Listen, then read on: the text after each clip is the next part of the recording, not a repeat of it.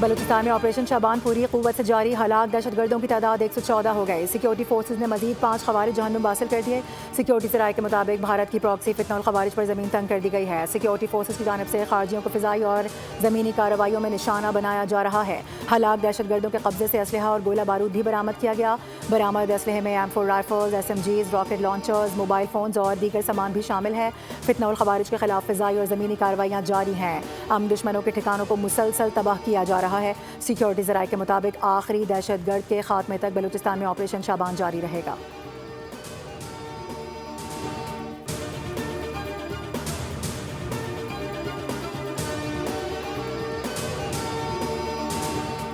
مشرق وسطی میں پھر جنگ کے سائے، امریکہ کے ایران پر نئے حملے، متعدد ساحلی علاقوں میں بمباری، ایک شخص جاں بحق، متعدد زخمی۔ ایرانی میڈیا کے مطابق بندر عباس، سیریک اور جزیرہ قشم میں دھماکوں کی آوازیں سنی گئیں۔ خوزستان، جاسک اور بو شہر میں بھی شدید بمباری ہوئی۔ ماہ شہر اور واٹر پمپنگ اسٹیشن پر بھی حملے کیے گئے ہیں۔ ایک شخص جاں بحق، 4 زخمی ہوئے ہیں۔ امریکی سینٹرل کمانڈ نے دعویٰ کیا ہے کہ تازہ کارروائیوں میں پاسداران انقلاب کی ان تنصیبات کو نشانہ بنایا گیا ہے جو مبینہ طور پر تجارتی جہاز رانی کے لیے خطرہ بن رہی تھیں۔ فضائی دفاعی نظام، ریڈار تنصیبات، میزائل صلاحیتوں اور تیز رفتار کشتیوں کو بھی تباہ کیا گیا۔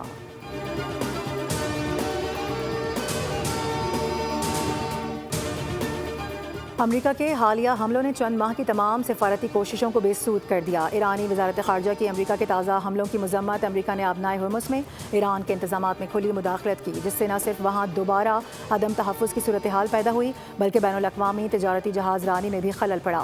ہفتے کے روز مسقط میں ہونے والے مذاکرات کا محور آبنائے ہرمز کے انتظام سے متعلق تھا، تاہم امریکہ نے عمان پر دباؤ ڈال کر اس معاملے پر کسی نتیجے تک پہنچنے کا عمل روک دیا تھا۔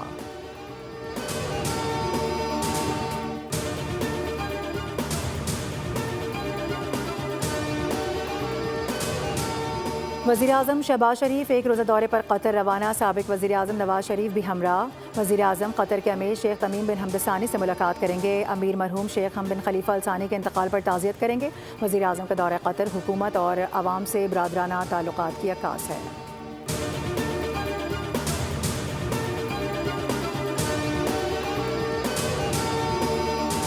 اور وفاقی آئینی عدالت نے پیر سہاوا منال ریسٹورنٹ گرانے کا فیصلہ کالعدم قرار دے دیا۔ عدالت نے CDA اور میٹروپولیٹن سٹی کی اپیلیں منظور کرتے ہوئے حکم امتناع بھی ختم کر دیا۔ عدالت نے ریمارک دیے کہ ملکیت کا فیصلہ ٹرائل کورٹس عدالتی آبزرویشن سے متاثر ہوئے بغیر کریں گی۔ انتظامی معاملات کا فیصلہ ریگولیٹری باڈیز کیا کریں گی۔ جسٹس حسن اظہر رضوی نے کہا کہ سپریم کورٹ کے فیصلے میں بہت سے نکات کو مد نظر ہی نہیں رکھا گیا، ہم جذباتی فیصلہ نہیں کر سکتے۔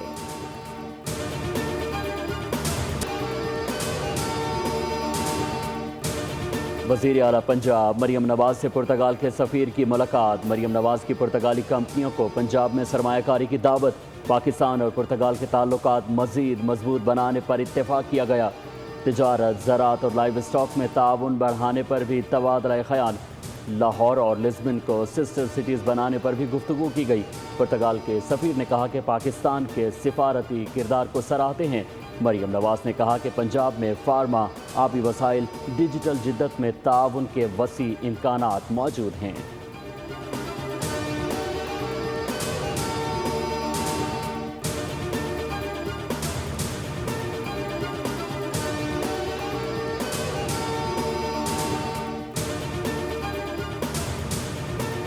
پاکستان سمیت دنیا بھر میں بسنے والے کشمیری آج یوم شہدائے کشمیر منا رہے ہیں۔ صدر مملکت آصف علی زرداری اور وزیر اعظم شہباز شریف کا 1931 کے 22 شہداء کو خراج عقیدت۔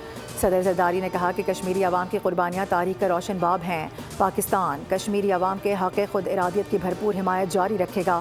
بھارت مقبوضہ جموں کشمیر میں ظلم و جبر فوری بند کرے، مقبوضہ کشمیر میں انسانی حقوق کی خلاف ورزیاں فوری روکی جائیں۔ وزیر اعظم نے کہا کہ یوم شہدائے کشمیر کشمیری عوام کے عزم، جرأت اور ثابت قدمی کی علامت ہے، جنہوں نے نسل در نسل اپنے ناقابل تنسیق حق خود ارادیت کے حصول کے لیے قربانیاں دیں۔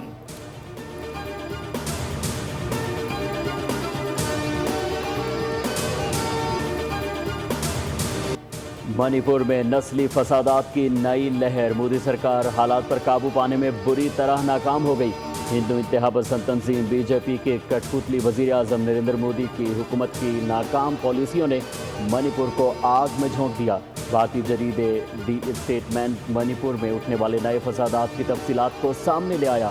حالیہ فسادات کے واقعات سے ثابت ہوتا ہے کہ مودی سرکار منی پور میں امن اور امان کو برقرار رکھنے میں بری طرح ناکام ہو چکی ہے۔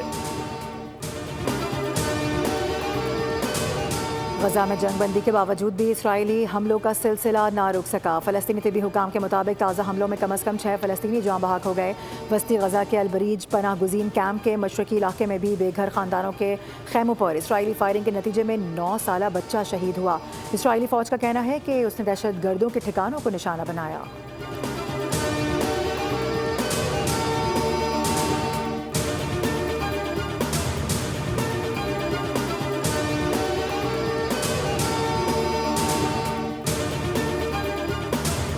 کراچی کے علاقے گڈاپ میں رواں سال کا سب سے بڑا ڈاکہ۔ کرپلانی ولا میں 8 ملزمان نے اسلحے کے زور پر 8 کروڑ روپے سے زائد مالیت کا سامان لوٹ لیا۔ 175 تولہ سونا، 3 تولہ چاندی، لیپ ٹاپ، گھڑیاں اور بچوں کا سامان بھی شامل۔ پولیس کے مطابق ملزمان رات 2:30 بجے کے قریب 4 موٹر سائیکلوں پر آئے تھے۔ اہل خانہ کو یرغمال بنا کر قریب 3 گھنٹے تک لوٹ مار کرتے رہے۔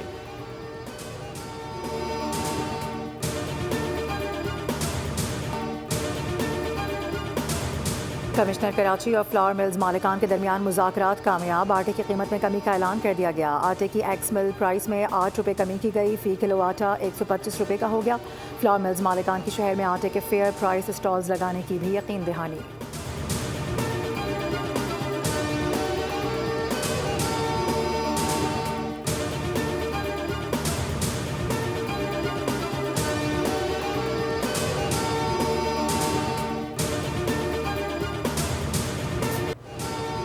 کراچی کی بندرگاہ کے لیے ایک اور اعزاز، میگا کنٹینر جہاز کی کامیاب ہینڈلنگ۔ دنیا کے بڑے مال بردار جہازوں میں شامل M S E Erica Karachi port پر کامیابی سے لنگر انداز ہو گیا۔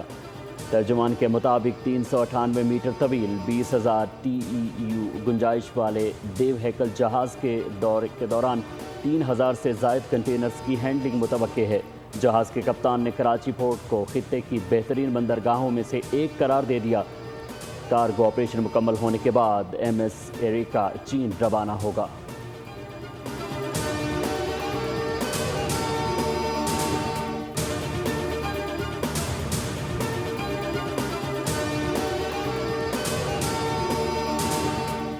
پنجاب اور کے پی کے مختلف مقامات میں بارش کی پیشگوئی۔ راولپنڈی، مری، گلیات، چکوال، گجرانوالہ، لاہور، شیخوپورہ اور سیالکوٹ میں بارش ہو سکتی ہے۔ محکمہ موسمیات کے مطابق اسلام آباد میں آج موسم گرم اور مرطوب رہے گا، جبکہ خیبر پختونخوا کے بیشتر اضلاع میں بھی موسم گرم رہے گا۔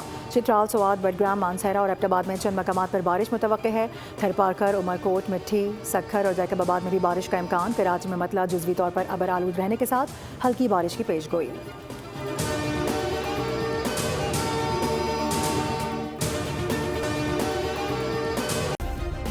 سبسکرائب کریں اور بیل دبائیں تاکہ کوئی خبر رہ نہ جائے۔